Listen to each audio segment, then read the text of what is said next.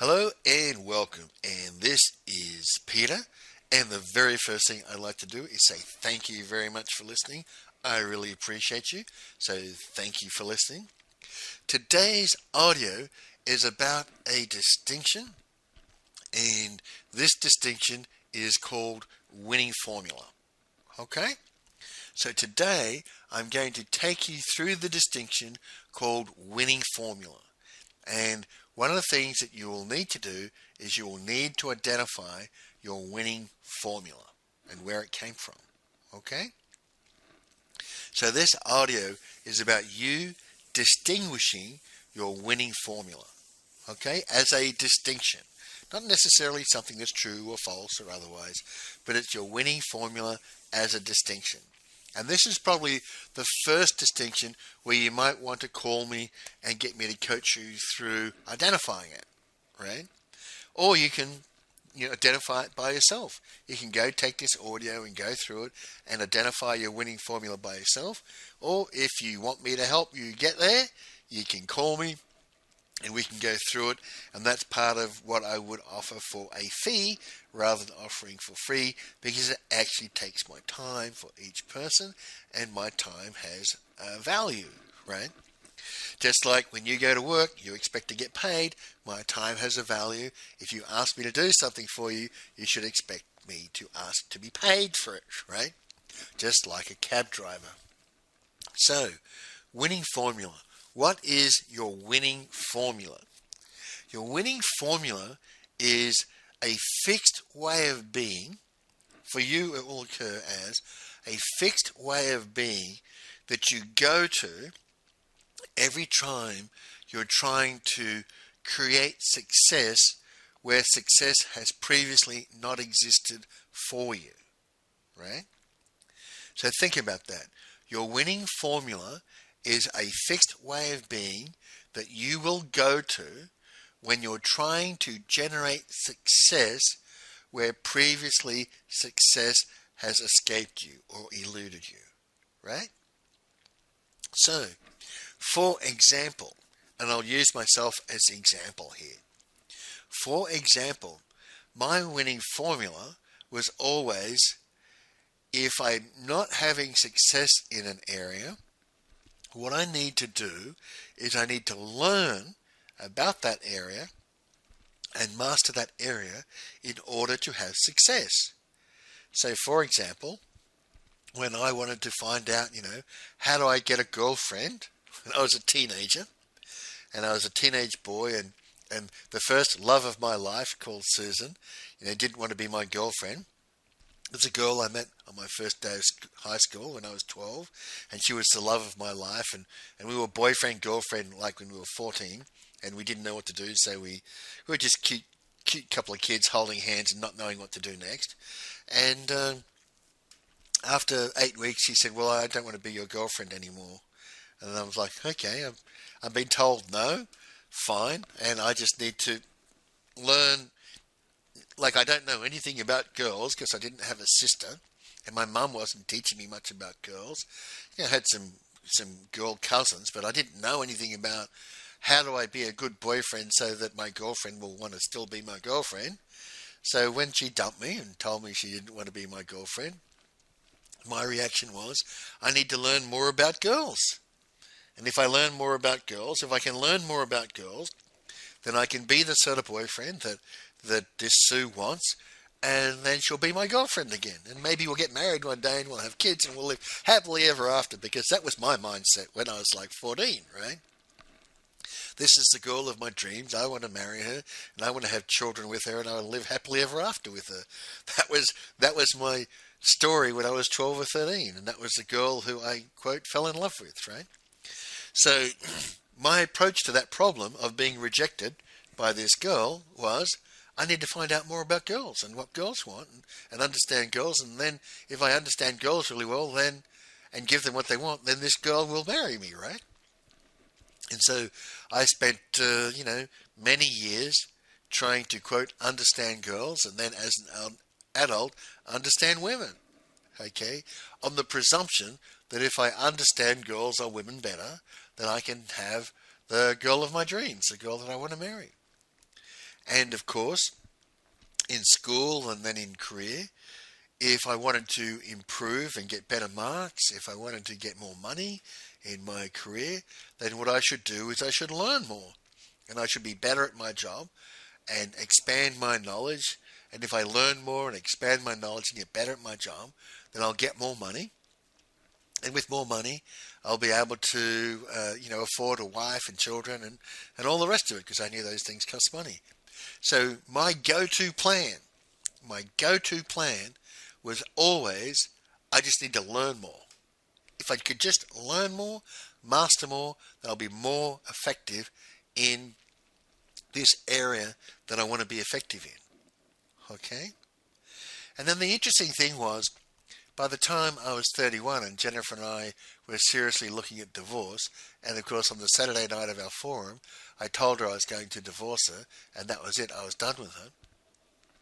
All that time and effort that I'd spent learning about girls and learning about women had failed, right?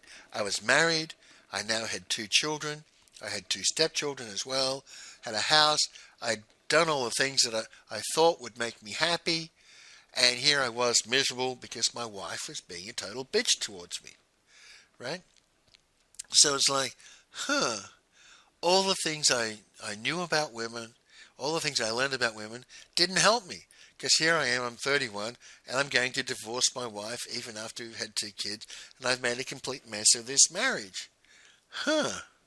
Maybe there's something else that I need to find out about here. And that's how I finished up in the forum. And what I found out in the forum was my wife knew the Saturday night that we had of our forum, we broke the appropriate amount of crockery and yelled at each other a lot in the hotel room. And what came out was my wife knew.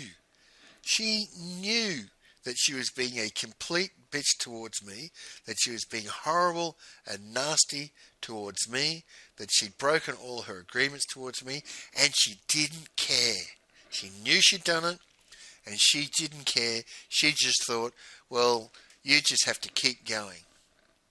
I'm the woman. I'm going to stay home and raise the kids. You just have to keep going. You can't get rid of me. And the answer was, no, I can get rid of you. I'm going to divorce you. And that was part of the conversation on the Saturday night. Her conversation was, yeah, I know I'm horrible to you. I know I'm nasty to you. Why should I be nice to you? Why do I need to be nice and pleasant to you? Because you're my husband. You have to put up with me. You can't get rid of me. And of course, who she was referring to was her mother, right? And her mother was absolutely horrible to her father. But her father didn't divorce her. Her father just did the passive-aggressive thing and just sat in his chair and didn't listen to it, right? And he just went on with his life, with his wife being horrible and nasty to him. So Jennifer's opinion was, she could be as horrible and nasty to me as she liked, and I just had to put up with it, right? And she said that. And I said, no, I don't have to put up with you. I can divorce you, right? And I will. On Monday, I'm going to go and get a lawyer, and I'm going to divorce you. You can take the girl, I'll take the boy. You're getting no money from me in the future. You take your 2 kids and your girl, I'll take the boy. That's 50-50. You go back to Wagga, and I'll go on and have my life. We are done here. That was the conversation that we were having, right? And she was not very happy when I said, we are done here. I am going to divorce you. We are done here. She's not very happy. She was like, you can't divorce me. You have to stay married to me. You're not allowed to divorce me. I'm like, not allowed to divorce you? You kidding me? You don't understand the legislation in this country? I am allowed to divorce you, and I am going to divorce you. And then she was all upset. You can't divorce me. You're not allowed to. You have to stay married to me. You have to pay for me. You have to pay for my children. Oh, they're your children, are they? They're not my children? Well, no, they're my children. You have to pay for my children. Blah, blah, blah, blah, blah. This went on all night. It was quite amazing. And so, as the story goes, she asked me to marry her the next evening, remarry her again the next evening, and I said yes, which tells you kind of the miracle of the Sunday night of the forum, right? So this thing that we're talking about is winning formula. Now, of course, these audios are about becoming a successful salesman, and so I had this difficulty in my marriage, and my wife was consciously, knowingly being horrible to me on the presumption that I couldn't possibly divorce her. I couldn't get out of this. I was signed up for the next 30 years, according to her, right? All my time and effort of learning about girls and women seemed to come to naught. But something happened in the forum that I didn't understand very much at the time that got this woman over the line to say, I shouldn't be horrible and nasty to my husband. That's a bad idea, right? And then we're talking about selling. And 6 years of applying my winning formula of learn stuff did not make me successful in selling. 6 years of it, I was still unsuccessful in selling. So my winning formula, I ran it and ran it and ran it and ran it with girls and then my wife, and I ran it and ran it and ran it with learning how to be a salesman, both without success. And yet in my professional life, the pursuit of learning, just learning stuff, had me be out on the leading edge of the bleeding edge of one of the most technologically advanced areas in the world, that being business intelligence. And that was well paid, right? Because that translated into a lot of money for my customers, so I would get my share, right? My fair share. So winning formula is that thing that you do, that fixed way of being that you apply in all cases when trying to create success where success has previously eluded you. And winning formula for me was learn more stuff, or eventually it came down to fast learner, right? So that's what you want to be looking for in terms of your winning formula. When you're trying to create success in your life where previously success has eluded you, what is it that you do? How is it that you be? What's your fixed way of being? And there's a variety of very common winning formulas, okay? Everything from be likable. One of the most common winning formulas that people develop is to be likable, because to be likable is to get along in the group. And because we're social animals and group animals, being likable helps ensure survival in the group. So being likable is one of the very common winning formulas, right? Being likable. Another one is being helpful, okay? Because when people are being helpful within the social group, they tend to get along better within the social group, right? Mine of fast learner is less common, okay? Less common, although still relatively common, right? Others will have drama queen, right? My daughter, for example, was drama queen. When she was trying to get something that she couldn't get before, she'd put on a drama queen performance, trying to manipulate the people around her into giving her what it is that she wanted. She was a drama queen, right? and so on and so on. Now, some people have quite unusual winning formulas. One that's more unusual is be independent, be aloof, be out of the group. That's really unusual, because the winning formulas are generally created when we're very young, and being a member of the group is much more important. Okay? So, how do you find your winning formula? How do you get to the nub of your winning formula, right? And you do need to get to the nub of this. This is one thing, if you want to be a great salesman, discovering your winning formula and then why did you create your winning formula is a very important step along the way of becoming a great salesman, right? Because it has implications for the conversation further down the track. So how do you discover your winning formula? What you do is you just do what's generally called regression therapy. You just keep going back.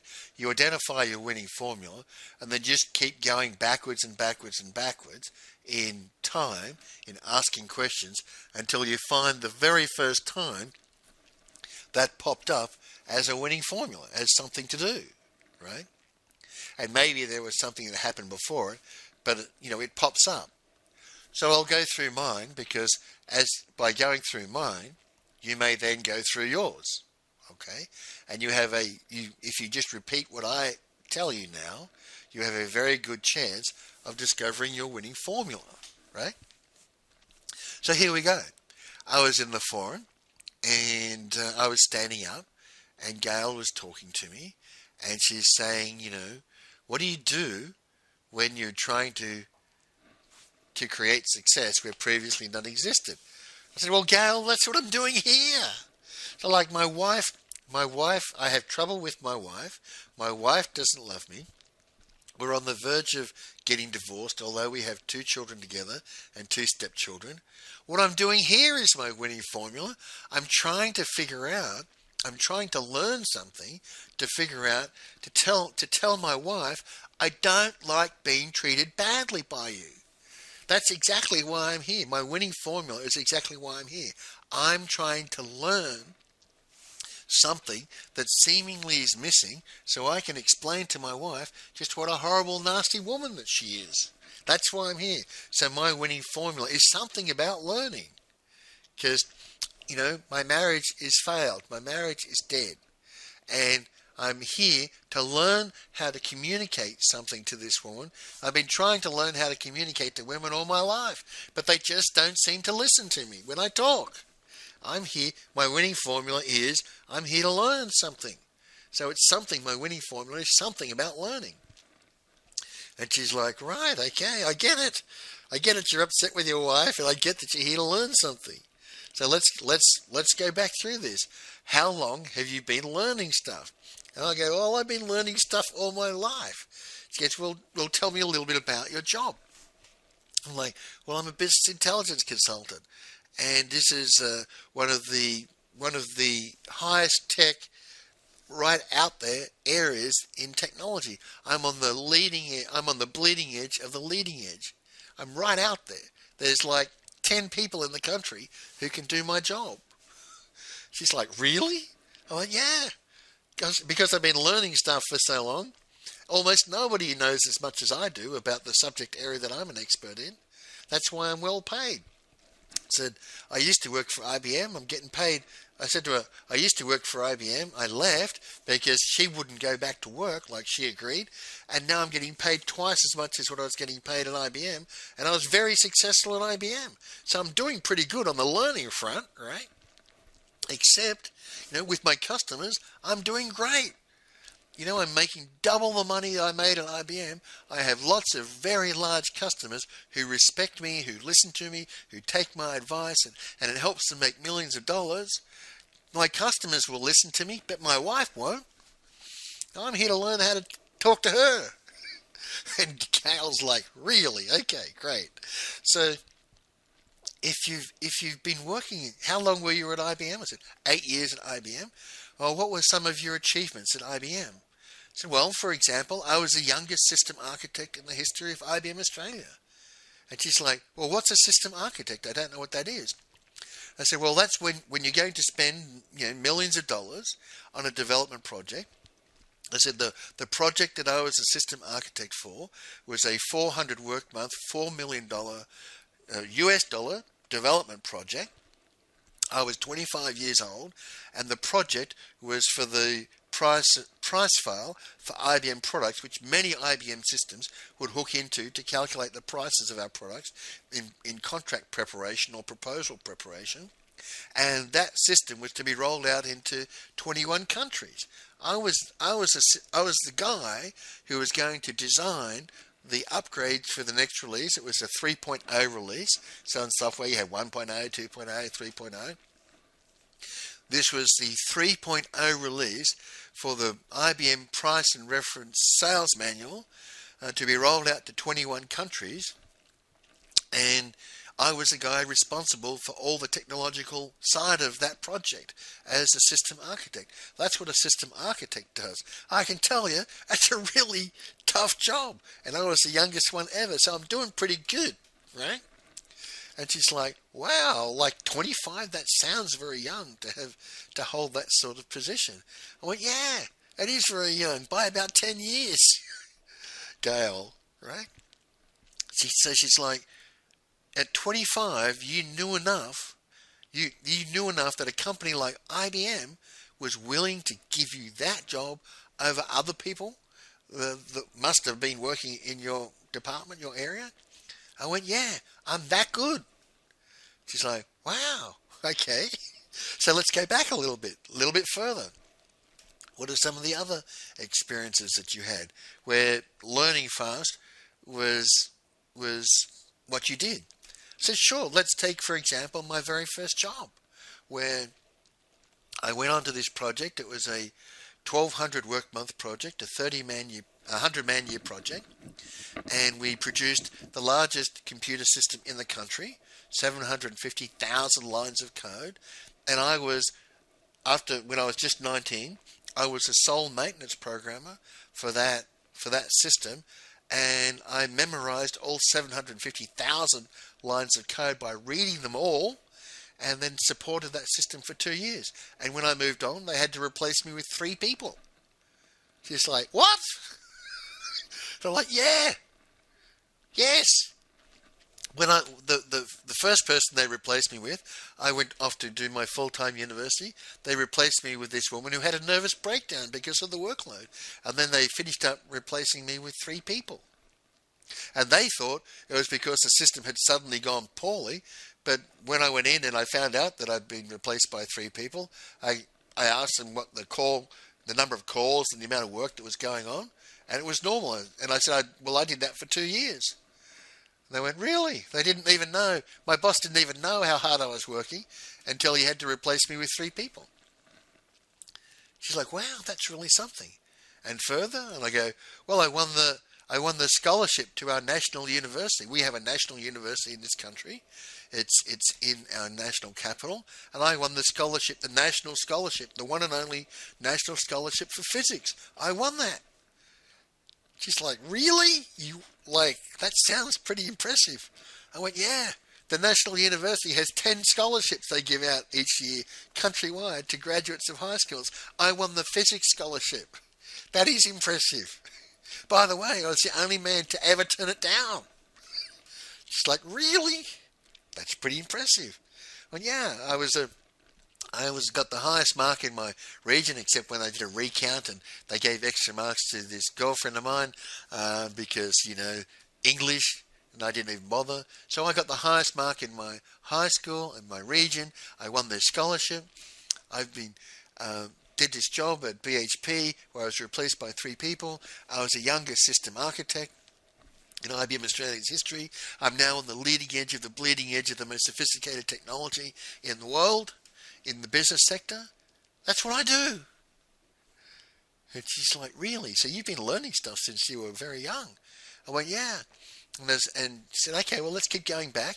What about school? Were you always really into your schoolwork?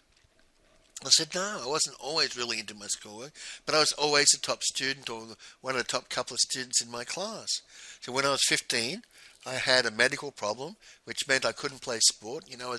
I always wanted to get out of my own hometown because it was a small hometown, and I wanted to get out of my small hometown, and I thought sport might be a way to get out. But when I was injured, I had a problem when I was 15. It was clear that sport was not going to be my future because My injury was my back. My back was never going to stand up to sport. So, I really hit the books after that. But I've always been the smartest kid around, or one of the smartest kids around. In fact, I would say I've always been the smartest kid around. Just when I was younger, I wasn't very inclined to do anything. And she's like, well, did you ever have an IQ test? I went, yeah, sure, we have IQ tests in this country when we're 6 years old. She goes, well, how did you go? I said, well, I was rated 145. She's like, what? So, yeah, when I was 6 years old, my IQ test came back that I was rated 145. She's looking at me like, that's really high. I'm like, yeah, it's really high. Okay, so you're rated 145 when you were 6.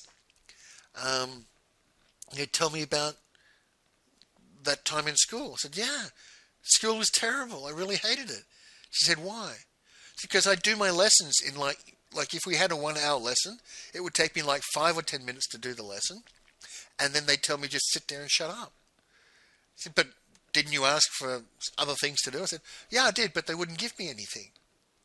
She's like, what? I said, I'd finish my lesson in 5 or 10 minutes, and I'd say, please, sir, could you give me something to read? Could you give me something else to learn, please? And they say, no, you just have to sit there and be quiet. So I spent nearly my entire school career sitting there being quiet, bored out of my brain. I hated it. It's like, that's what they do to kids here in school, the gifted students. Like, they tested you when you were 6 and you had an IQ of 145. They knew that you were smart, but they didn't give you anything to learn? No. They just sat you there in a chair and told you to sit there and shut up? Yeah, that's what they do. She's like, that's insane. I went, yeah. How do you think that lands on a 6-year-old boy? Sit there, shut up, don't do anything. You're not here to learn. We're not here to teach you anything above the dumbest kid in the class. She's like, wow, that must have been really horrible. I went, yeah, it was boring as hell. So it literally wasn't until I got into 5th form, when I was 16, that they would actually let me learn stuff at my own pace. From the time I was in kindergarten at 5 to the time I was 16, for 10 years, 11 years, they wouldn't give me anything to learn over and above the dumbest kid in the class. She's like, wow. I mean, that, like, really, that's like torture to a small boy. I went, yeah, it's exactly like torture to a small boy. Sit there, shut up, don't do anything. That was my schooling. My entire schooling. Sit there, shut up, don't do anything. After I've done my little bit of whatever it was I was supposed to learn that day. It's like, huh, really? She's like, well, can you go back before, you said you got tested at 6.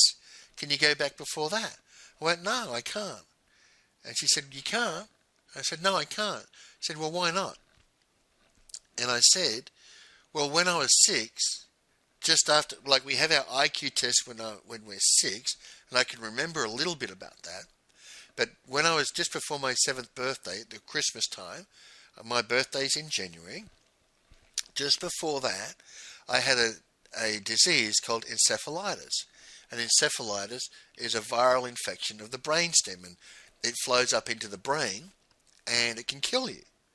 And I had encephalitis in that December, at the end of first class, and I can't really remember much from before my encephalitis. And the reason I can't remember much is the damage, presumably, that was done to my brain when I had encephalitis. And she went, really? You had encephalitis? I went, yeah. I said, that's really serious. I went, yeah, it is really serious. I was told later by my parents that they were very surprised, that the doctors were very surprised that I survived, and absolutely astounded that I didn't suffer brain damage. That, some small memory loss, fine, but everyone expected me to come out pretty much brain damaged and not able to function in the world. That's how I was supposed to come out, and I didn't. And she's like, wow, you've really got something of a history. I said, and presumably one of the side effects of the encephalitis is I can't remember almost anything before that. She said, really? You had this disease, and you know that you were tested at 145 for your IQ just a few months earlier. And I said, yeah, and I don't know whether I remember that or whether I just remember it because I was told it. Right? I don't have a clear memory of being told that. I have a clear memory of being told about that afterwards, but I have no memory of being told before I had encephalitis that I got this high IQ test. So because it's so long ago, I can't remember whether I remember it or I remember it from what I've been told about. So I'm kind of in that position. So this winning formula, I already had it by the time I had encephalitis, so I don't believe, that I'm going to be able to figure out what it was. And Gail's like, well, would you be willing to work with me to try and figure that out? And I went, yeah, sure, I'm interested, but I don't know. She said, okay, right. So you remember your encephalitis. Tell me about a memory that is clear to you when you had your encephalitis. Because this is how regression testing works, or regression therapy works. For each step that you're going back, you pick on a memory that can be remembered at a certain point in time, and you go through that, and then you go to try and find the next one a little bit earlier. So when you're trying to find your winning formula, try and find a memory and fixate on that and explain that, and then go back one step earlier. See what happens earlier, right? So I said, oh yeah, one of my favorite memories from that time is we had this rocking horse, and the rocking horse rocked fairly far backwards and forwards, and there was a walkway in front of the rocking horse, and on the other side of the walkway was a playing area for the kids, and the walkway was out of the kitchen, where the nurses would bring the food out of the kitchen across in front of the rocking horse between the play area. And what we boys used to do was rock backwards and forwards on the rocking horse as hard as we can, and then launch ourselves across the walkway into the play area. And that was a lot of fun.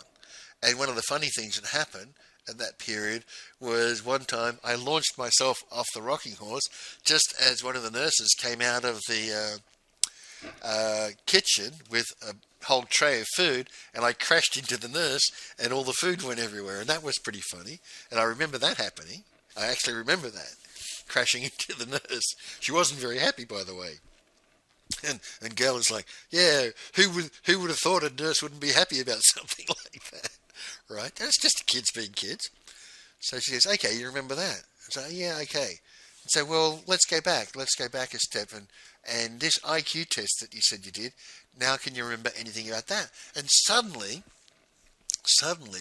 sitting in the room doing the IQ test came back to me. Like, And she says, okay, well, talk about that. And I talked about that for a while.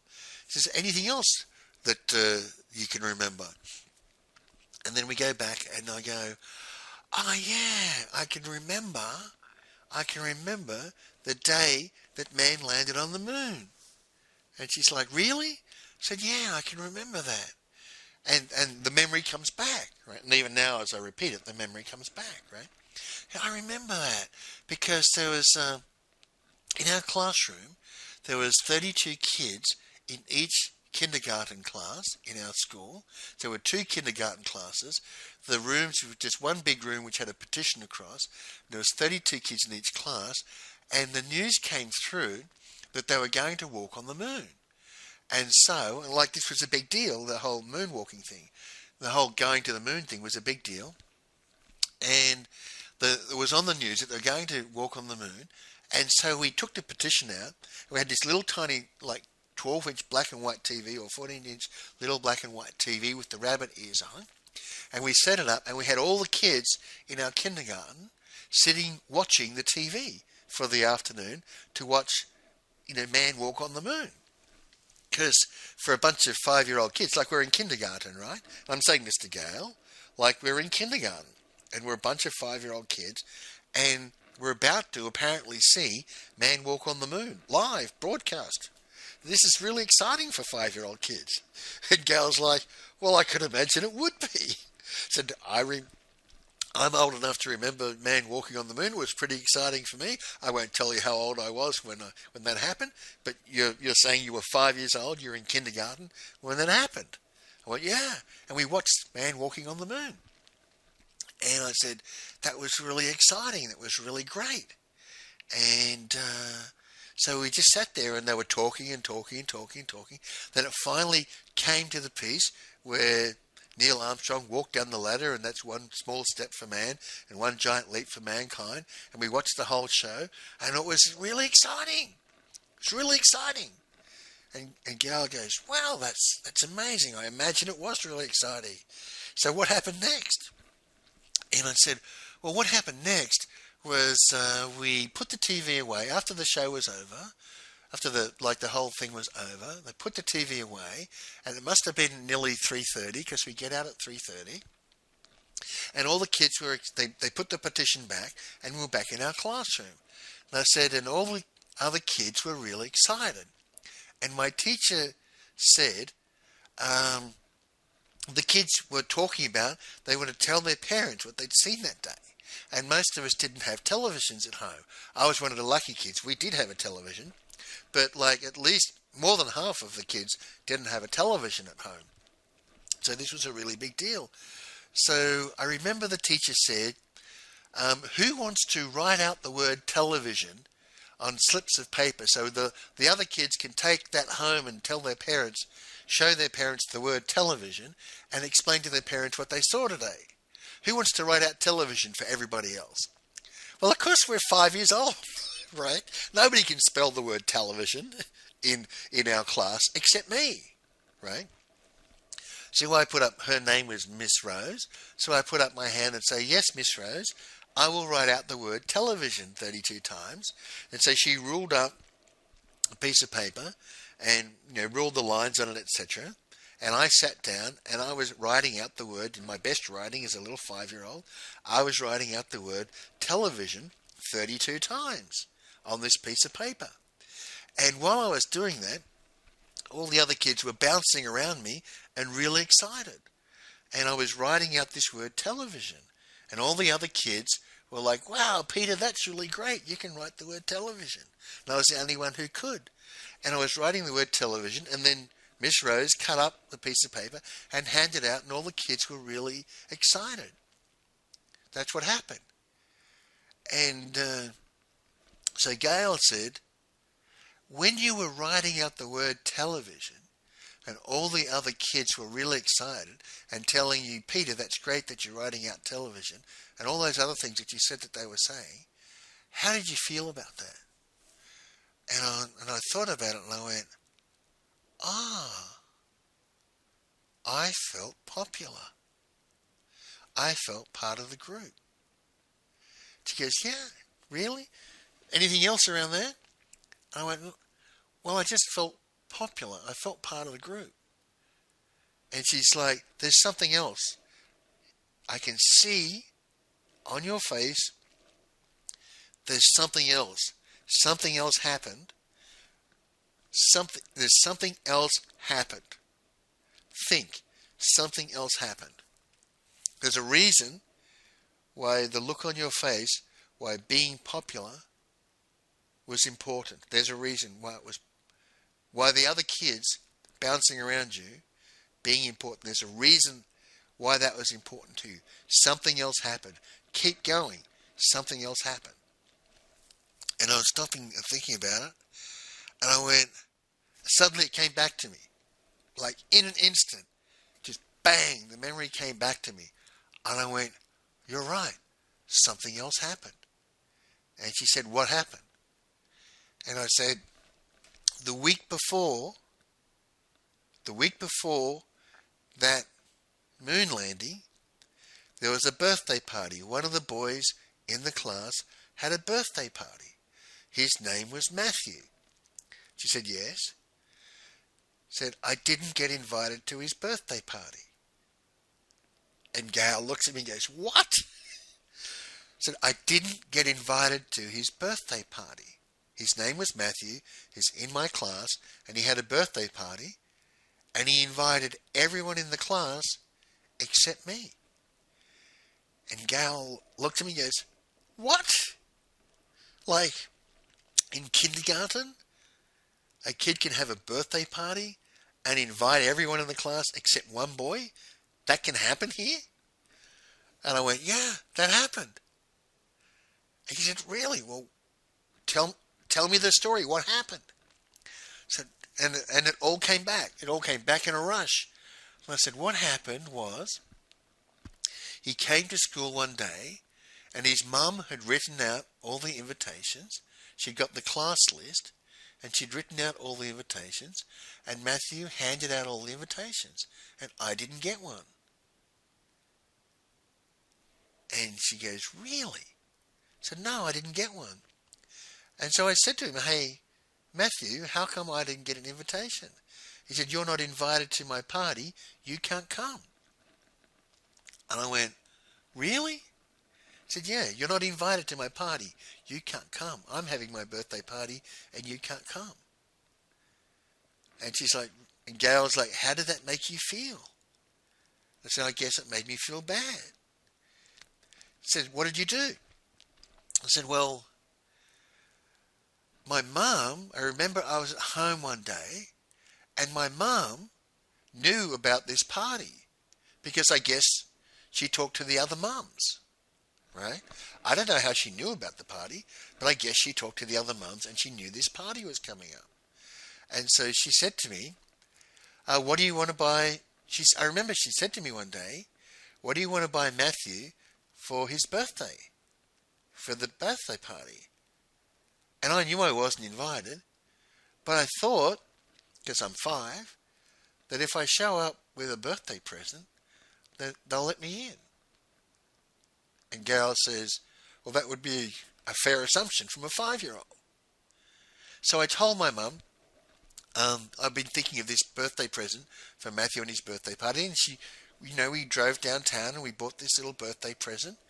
And then on the day, this was an after-school birthday party, so I went home, got changed and got the present, and my mum drove me around to his house, and we arrived on the front door, and my mum knocked on the front door. And Gail says, what happened next? I said, well, his mother came to the front door and said, oh, Mrs. Nolan, what are you doing here? And she said, well, I'm just dropping Peter off for Matthew's party. And I've brought Peter along and I've brought a little present for Matthew.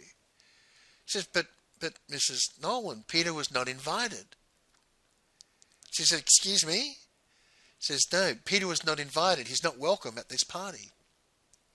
And she turned around to me and looked at me and said, Peter, is Mrs. Rose telling the truth? Were you not invited to this party? And I start crying and I said, well, yes, I was not invited to the party, but I thought if I bought a present and if I told you that I was invited and I bought a present, I thought they'd let me in. And my mum says, okay, well, Mrs. Rose, I understand. This is, you have the right to invite whoever you want to Matthew's party. Peter has lied to me, and he's admitted his lie, and he's explained why he's lied to me. So, I have to deal with that. But, okay, I'm sorry for bothering you. We'll go now. And Gail, excuse me, I remember the look of horror on Gail's face. She had this look of horror, and she said, this boy's mother turned you away at the door when you'd brought a birthday present for her son. She just didn't let you in and join the party? And I went, no, she turned me away at the door. And she was like, wow, and you were 5? I went, yeah, I was 5. And she's turned me away from her birthday party. Turned me away from this birthday party for her son Matthew. And I'm like, she's like, wow, that's gotta hurt. For a 5-year-old, that's gotta hurt. All your little peers, all your little friends in the kindergarten got to go to this party and you didn't. And you lied, you wanted to go enough that you lied to your mother, and she took you and they turned you away at the door. Wow. I'm like, yeah, I was really upset. I was crying. I remember I was crying. And when I got home, I also got a spanking for lying to my mother. She's like, wow. You got turned away at the door of a birthday party. You lied to your mother, which is understandable as a 5-year-old. And you got spanked for it. You actually got spanked for that? Well, yeah, spanking, lying in our house was, you got spanked for that. She's like, wow. And how did you feel about that? What did you make that mean? And as I was, okay, I'd repeated the story, but then it's like, what did I make that mean? Oh, let me see. And it just came at me like a flash of light. And it's like, nobody loves me. Nobody loves me. That's what I made it mean. Nobody loves me. And Gail goes, I can really see that. She said, that you were in a place as a little child being rejected from joining in the party with all your friends, and your mother took you home and she spanked you rather than comforted you for your upset. And she spanked you at that point in time and punished you. So that, I can understand that little 5-year-old boy being really conflicted about, not even my mother loves me or cares about me. She spanked me in my disappointment.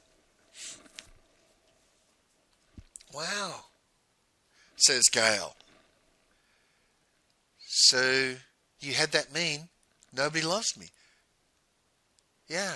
And I said, and I'm just thinking about it now, and this is 31, right? And I'm standing up and I'm reliving these moments for the first time. And I said, thinking about it now, not only did nobody love me, because the problem was obviously me, because everybody else got to go to the party. So there must have been something wrong with me. So, and it occurred to me, that's what I had it mean. Not only does nobody love me, but fundamentally, I'm not lovable. Nobody loves me, not because of them, but because of me. And because I'm unlovable. There's something so wrong with me that I'm unlovable. Wow. That's what I had it mean. I'm unlovable. And Gail goes, okay. So now, you're a week before man landing on the moon. You've been rejected from this birthday party. You've decided in your own immature 5-year-old mind that nobody loves you and you're fundamentally unlovable. And then the next week, you're writing out the word television and you're popular by all the children because you're writing out the word television that they're going to take home and show to their parents. I went, yeah. He goes, okay. Something else happened in your mind. Something else happened when you were writing out the word television, because I can see it in your face. Something else happened. What happened? What did you make that mean? When you were writing out the word television, because you'd just seen man walk on the moon, and you had 30 highly agitated, happy, excited little 5-year-olds bouncing around you, the same children who went to this birthday party the week before that you got rejected from, they're now bouncing around you because you can write out the word television. What did you make that mean? Because you made it mean something. I went, it wasn't just popular. It was love. And Gail goes, there's some more, something else there. And I said, what I made that mean was I noticed that when I'm writing out television, I'm popular. And all the kids are bouncing around me and not this boy who had the birthday party. And I saw popular as love. Because I'm 5. So, thinking about it, I had, if I'm smart, I'll be popular. If I'm smart, I'll be loved. And that went to, if I just learn things fast enough, if I'm a fast learner, I'll be popular. I'll be loved. If I'm a fast learner, I'll get love. I'll be part of the group. I'll be loved, I said. And then the cycle was complete. And Gail looks at me and goes, yes, that sounds right. Looking at your face, that sounds right. You had this disappointment the week before. You were rejected from the group. You were humiliated at the front door. And in that humiliation and in that upset, you were also punished, physically punished, by the one person that you could have rightly have hoped to show you love and empathy, your mother.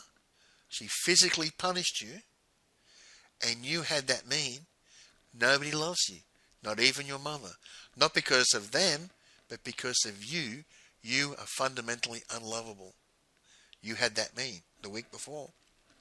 And then you come to this instance where you're popular with the man landing on the moon thing.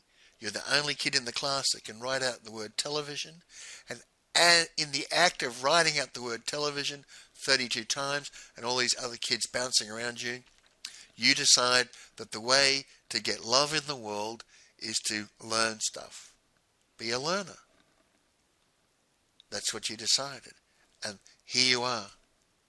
Here you are, 26 years later. You've learned so much stuff. You're on the leading edge of the bleeding edge of technology. Hell, you told me you've been to the International Space Station and done the source code management system at NASA because nobody else in the world could do it. Literally, you've told this story. You were the only person in the world who could figure out how to solve the source code management problem for the International Space Station. That's how much you have learned. Right? You've been a fast learner for so long. You've learned so much stuff that there's almost nobody else in the world who knows as much stuff as you do about your specialty. And it's all been in compensation for the birthday party that you didn't get to go to when you were 5 years old in your search for love. In your search for being loved. Your winning formula is learner. Now later on, my winning formula wasn't just learner, it was fast learner. I mean, I even had to be better than everybody else at my winning formula.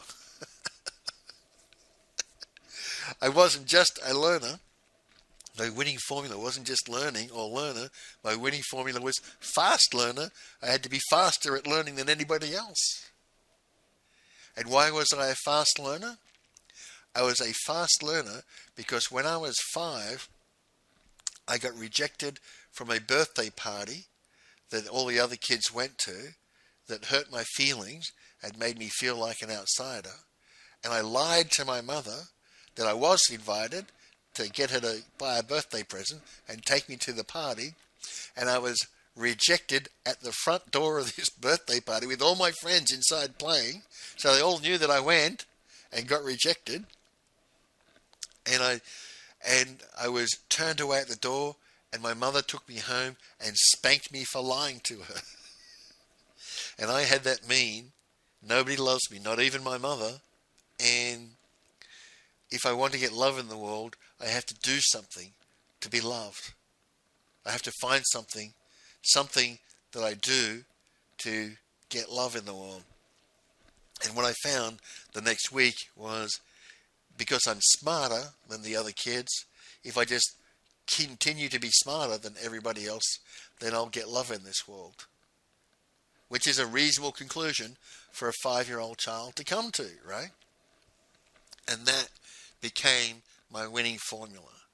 My winning formula became, if I just learn enough, I'll solve any problem.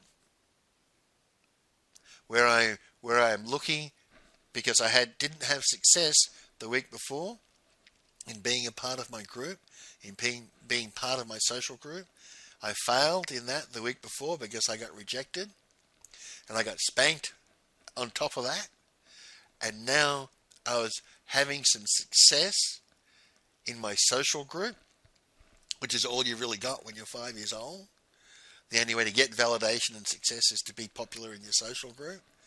I was successful in my social group, and I was successful because I was smart, and therefore what I should do with my life is be a fast learner, because if I'm just smart enough, I'll be able to solve any problem, and I'll be successful in life if I just learn things fast enough to be successful.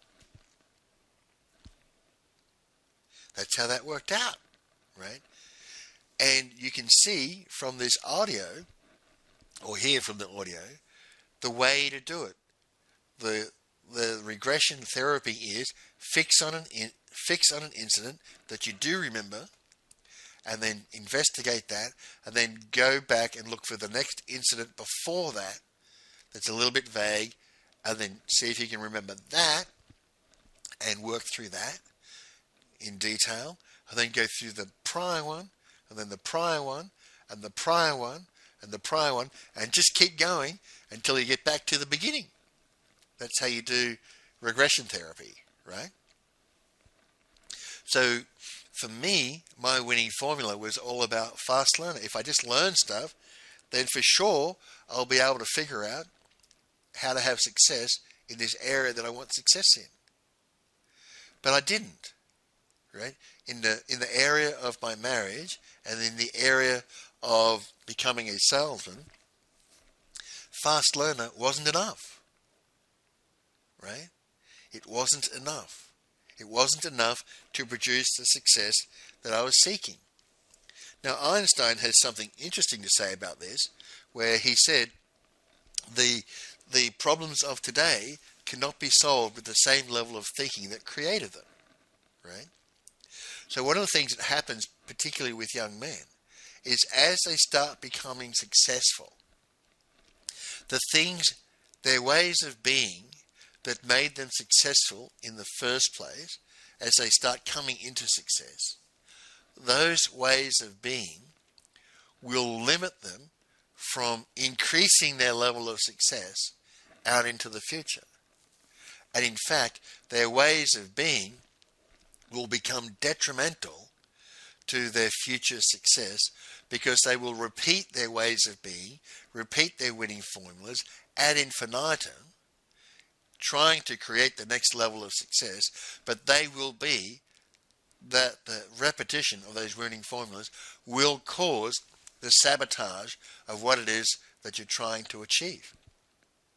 So for me, interestingly enough, trying to, quote, understand my wife better so that I could communicate with her and tell her what a bitch she was being and how horrible and nasty she was being to me, through learning to communicate to women, was doomed to success for two reasons.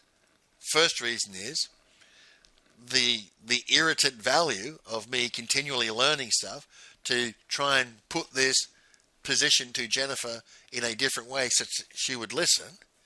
There's an irritant value to both myself and Jennifer on that, right? But further, she already knew she was being a complete bitch to me. The issue wasn't me communicating to her that she was being a complete bitch to me. She knew that. She understood it. She wanted that. She liked it. She enjoyed it, right? Me telling her about it wasn't going to change anything. Okay? In fact, there was nothing for me to change in that situation. Now, the flip side is I was being unlovable as well, right? So she would be justifying in her mind that, why should I love you? You're being unlovable, right? Why should I care about you? You're being unlovable. And it was then that I realized that I am a quite lovable character. Okay, I am capable of being loved by somebody. So the issue between Jennifer and I wasn't communication, and me learning stuff was never going to change anything, right? What was going to change something was her realizing that, hey, I can divorce you. I can leave you. I can walk away, right? And it wasn't until I was committed to doing that that she woke up and realized, holy cow, he can leave me. Nothing's stopping him from doing that. Holy cow, what have I done? And I'll tell the rest of that story just in a second. Now, with selling, learning more stuff, and learning more stuff was also not going to produce the success that I wanted, right? Because learning more stuff was like learning stuff in order to somehow persuade, manipulate, convince my prospects to buy stuff from me. So who I was being in presenting myself to my prospects was the 5-year-old kid who was rejected from his birthday party, from the birthday party of another boy in the class, who had to compensate for that rejection by being smart. So when I was selling, I was the rejected kid, the rejected 5-year-old, compensating for that rejection by being smart, not part of the group, right? And that unconsciously comes across to the prospect or customer. So who I was being was rejected kid unlovable, and that's coming across to the customer. And the customer doesn't recognize this. They just recognize something's not quite right with this guy. Something's mismatched, like he's trying too hard or something else like that. Something's not quite right. I'm not entering into a substantial long-term relationship with this guy because there's something not quite right, right? One of many reasons, not just the only reason, but in being the smartest rat, I used to call myself, I'm a rat. I happen to be a smart rat, right? We're all rats. I happen to be a smart rat. And in presenting and trying to win these deals, I was compensating, right? Always compensating for that rejection when I was 5 years old. And that comes through. So learning faster, fast learner, turned out to be my winning formula, which takes you a long way in technology, right? Because in technology, people don't care if you have this inner rejected 5-year-old. They care about, can you produce the result through the application of your technology? But in sales, in selling, which is much more relationship based, people care about the construction of the relationship and the duration of the relationship over time, and the rejected 5-year-old weighs into the decision of that relationship. Okay? So you have something in your life that happened where you had some break in relationship in group when you were very young. Something happened when you were very young, and you made something up about that, such that you then compensated for that, and the compensation for that you decided on as a 4, 5, 6-year-old has become your winning formula. And it will be something like learning. It will be something like being likable. It will be something like being helpful. It'll be something like being independent. It'll be something like being a part of a team, being a team player.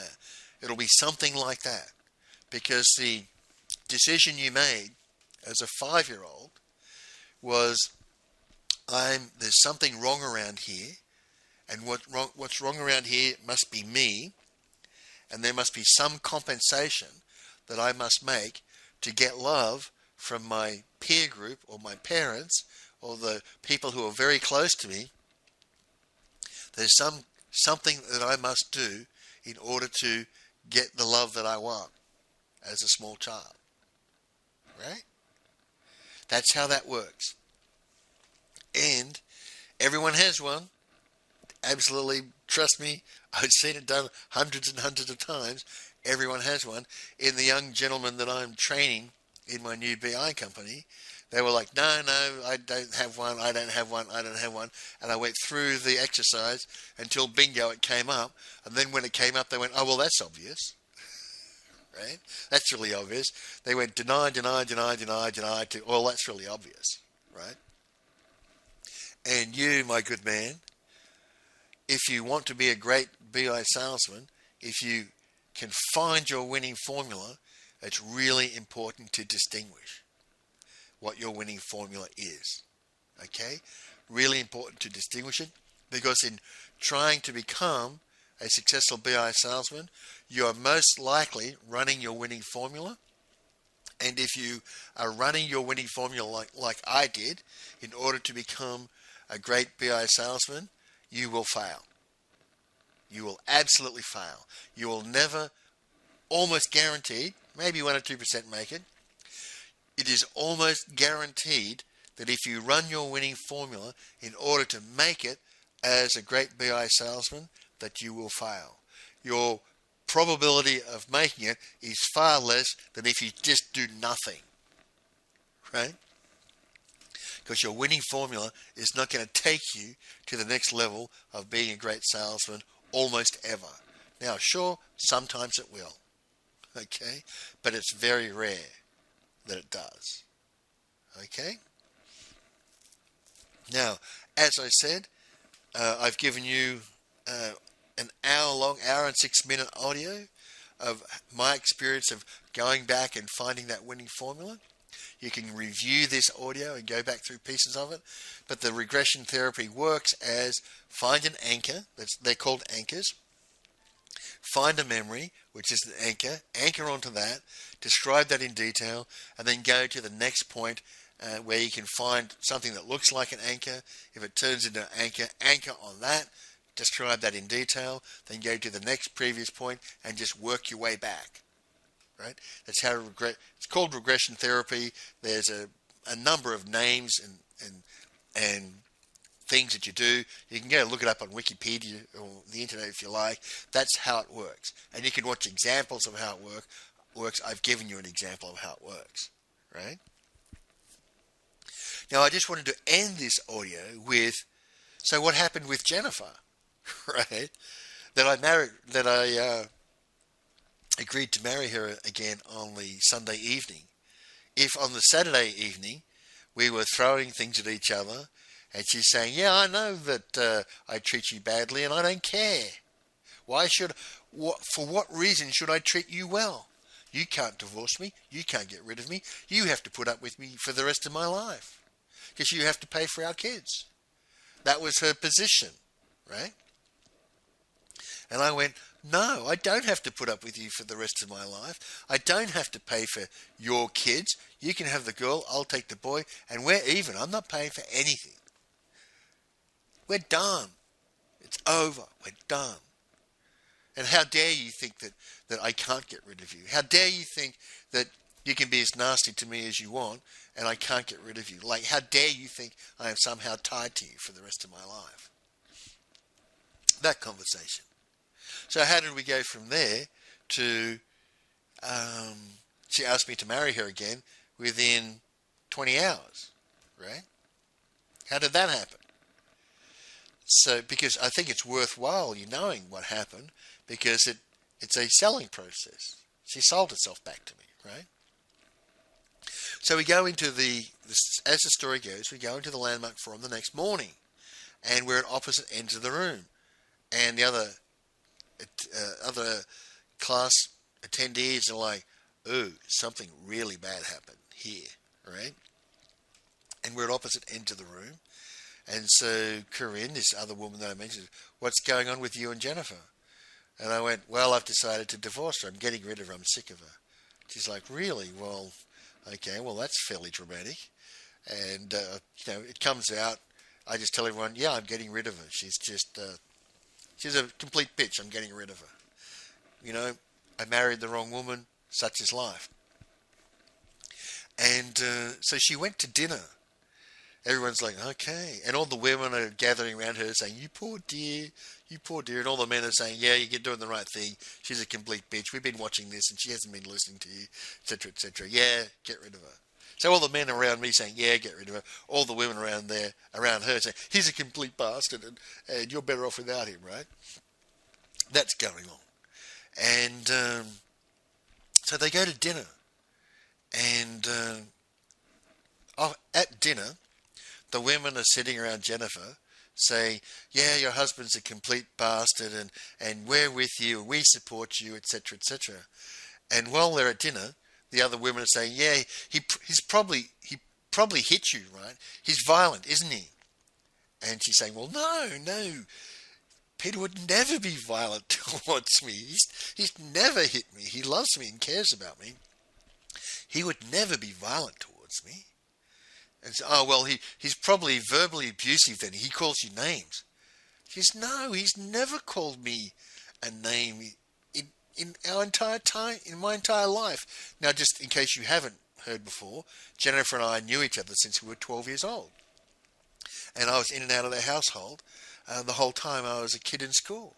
And she's like, no, he's never spoken poorly to me. He never speaks poorly to anybody. He's an impeccably polite man.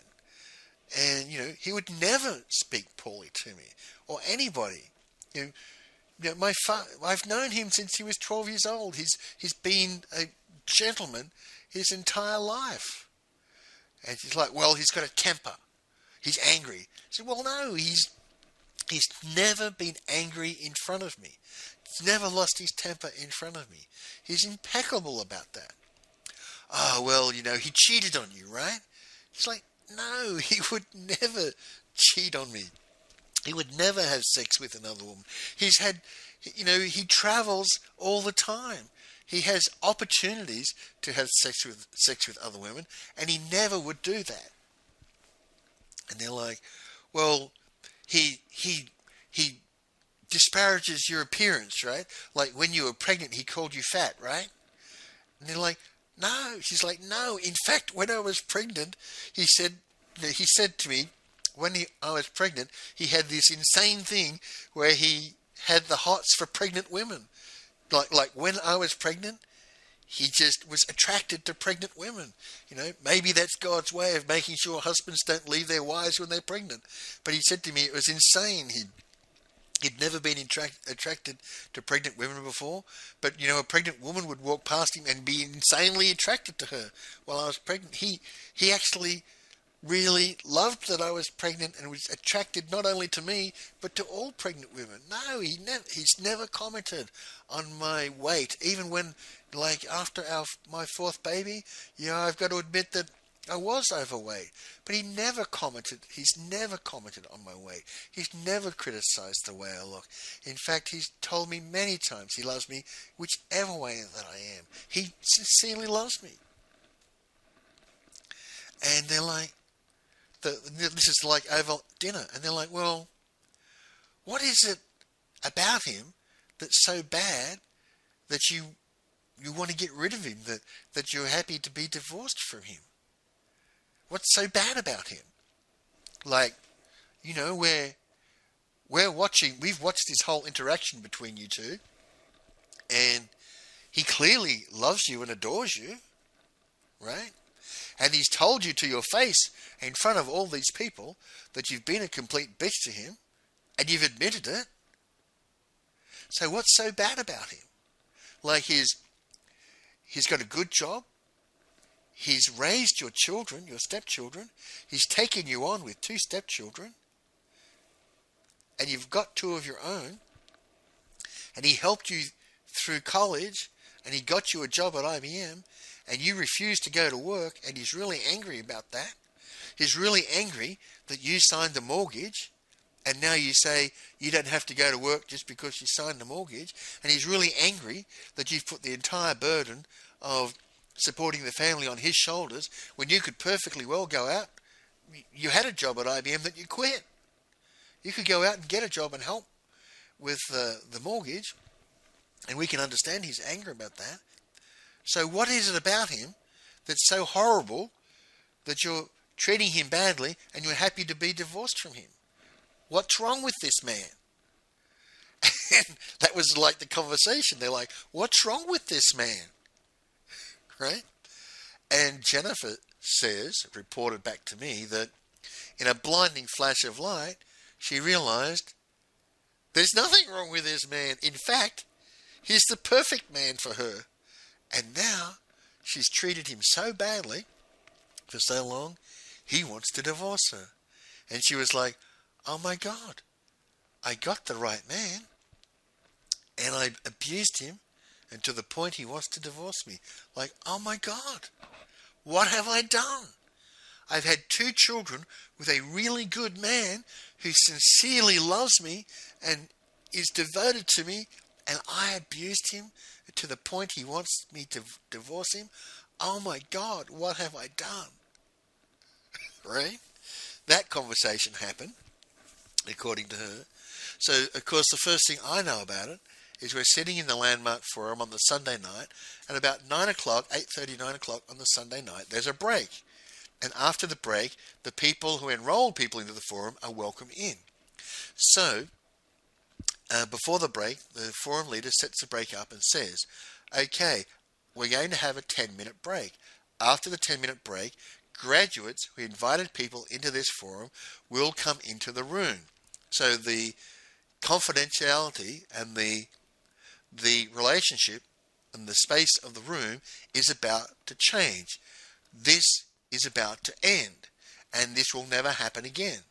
You will never ever again be in this room together as you are, with the agreements between yourselves of absolute confidentiality of what goes on in here.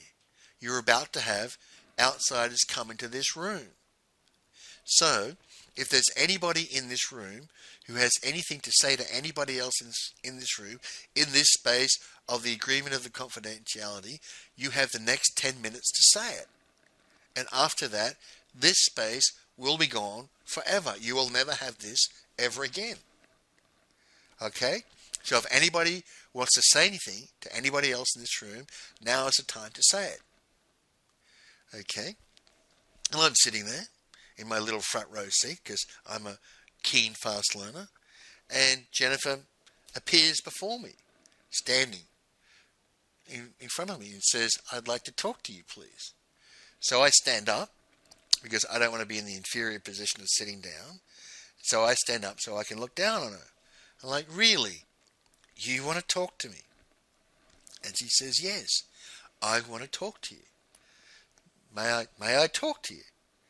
And I said, well, technically speaking, you're my wife. If you want to talk to me, I will listen. I owe you that. And she says, okay, great.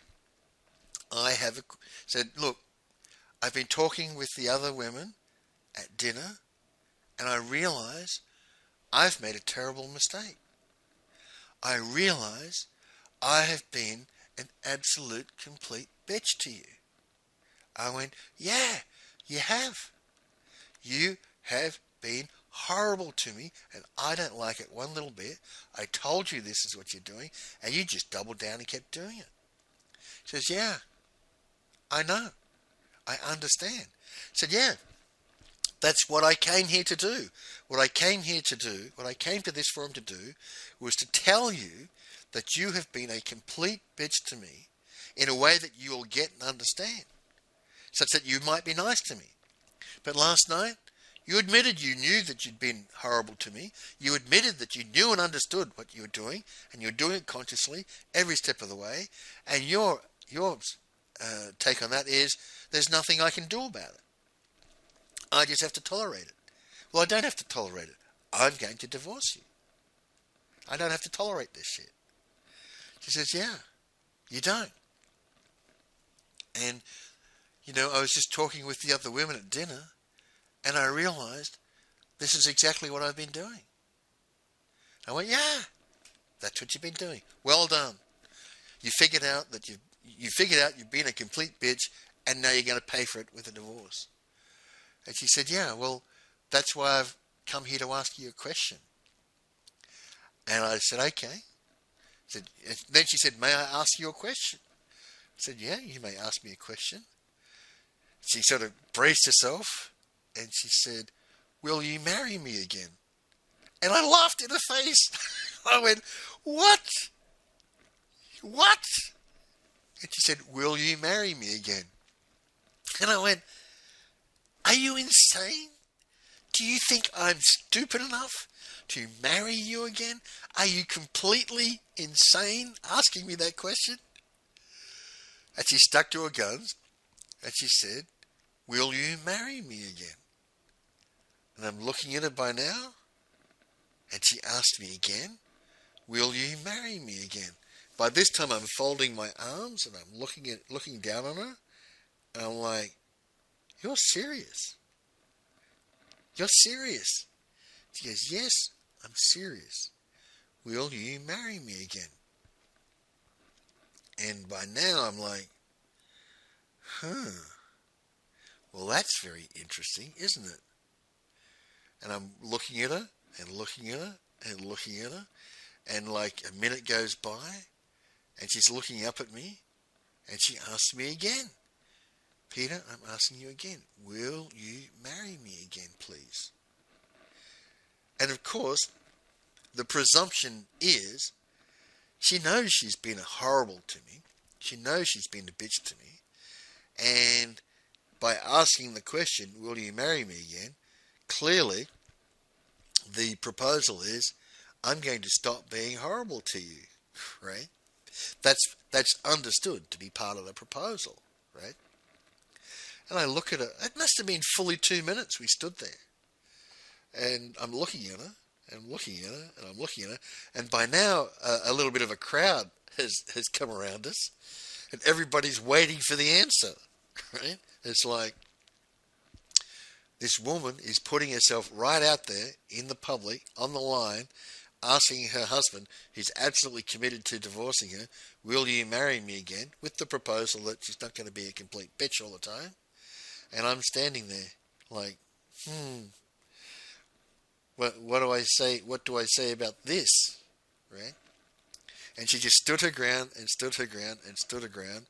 And in the end, I unfolded my arms. I said, unfolded my arms and looked at her and said, okay, yes, I will marry you again. And she's like, oh, wonderful, throws herself at me and kisses me and all the rest of it. And everyone's standing around clapping and all the rest of it going, wow, what a miracle. That was a landmark miracle. And I agreed to marry her again, right? With the presumption being she'd be a decent human being towards me, which lasted about 6 months, right? That lasted about 6 months. So that was, in many cases, that was a sales situation. She came back to me and she made promises to me by asking the question. And I said yes. And then, after she'd had 6 months of being nice, and she went back to her type of being horrible, I was pointing to her saying, before we went to the forum, you were being a horrible, nasty bitch to me. After the forum, you were being nice, and I really enjoyed having a wife who's being nice to me, who's actually being helpful, who's actually being supportive. I like that. That helps, right? And now you've gone back to being the same sort of bitch that you were before. Do you imagine that I still can't divorce you? Do you imagine that I still not willing to get rid of you? Like, what are you thinking? Right? So we had plenty of those conversations over the years. But what I would say to her is, I love you, and I want to be with you for the rest of your life, for the rest of my life. I just don't want to be abused by you. Could you at least lift it to the point of not being abusive? Can you at least get to not abusive? Right? No, apparently not. So that's how that happened. But that's an interesting side story for winning formula and interesting side story for the sales process, right? So, summing up this audio, what did we talk about? We talked about the distinction called winning formula, which pretty much everyone creates when they're 4, 5, or 6 years old. Very unusual to be less than 4, very unusual to be older than 6, because 4, 5, or 6 is where children are in groups, they're in peer groups, and there's an opportunity for things to happen within that peer group, within that situation, or with the adults, with the parents, such that the child has this feeling of breaking, of belonging, and that there's something wrong around here, and what's wrong around here is me, and there's something I need to do to compensate for what's wrong around here, and that compensation for me being what's wrong around here is what becomes the winning formula, right? The decision that the 5-year-old makes with respect to the winning formula becomes the winning formula that the child uses and keeps repeating all through life. Okay? That's what there is to get. And now, as I said, it's in this journey of you becoming a great salesman, it's important for you to identify your winning formula, because if you're trying to become a salesman by running your winning formula, you will almost certainly fail the same way that I failed. Right? My fast learner winning formula was never ever going to turn me into a successful salesman. It wasn't going to happen. And the reason it wasn't going to happen is that fast learner was a compensation for the break in belonging to the group that I had when I was just a little boy, and my compensation for that was fast learner, and fast learner was my compensation in order to gain love from my little peer group at the time. Okay? Because even my mum didn't love me because she spanked me when I was upset already. Right? She piled the spanking on top of the upset of the break in belonging with my group as well. Okay? So, that's a very important lesson. You want to think about that, you want to go over that, and you want to identify your winning formula. And if you can't identify your winning formula and you'd like me to help you with it and go through that style of regression therapy with you, I'd be more than happy to do that. But of course, I'd ask for money for my time. Okay? And how much we would work out. Now with that, gentlemen, or if you want to, go to the forum, because you'll get it there. They won't let you escape the forum without learning your winning formula, right? If you don't want to pay me to go through these processes, I would very highly recommend you go to the full curriculum for the Landmark Forum. And you'll get all the things that I'm talking about in this lead up for selling, you'll get them through the full curriculum for the Landmark Forum. So that's another way that you can go get these things. Okay? Oh my God, 1 hour and 28 minutes. That's a very long audio. So, gentlemen, with that, I'd like to say thank you very much for listening, and bye for now.